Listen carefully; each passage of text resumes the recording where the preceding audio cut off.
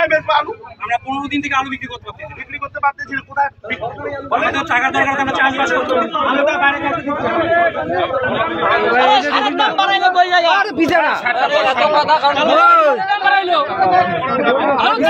না।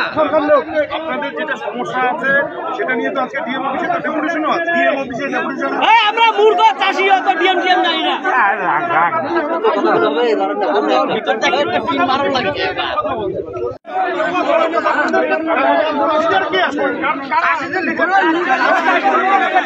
আলুর দাম বন্ধ করতে চাষিরা কই এলাইছে?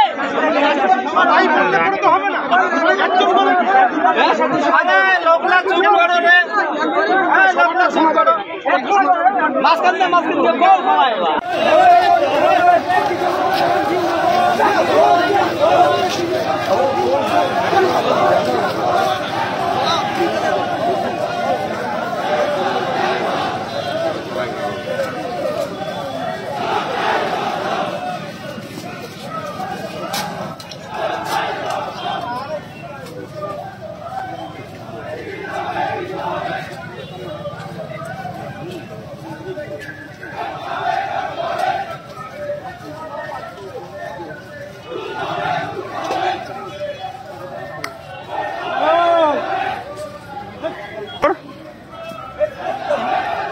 কত লোক নিচ্ছেন তোমরা?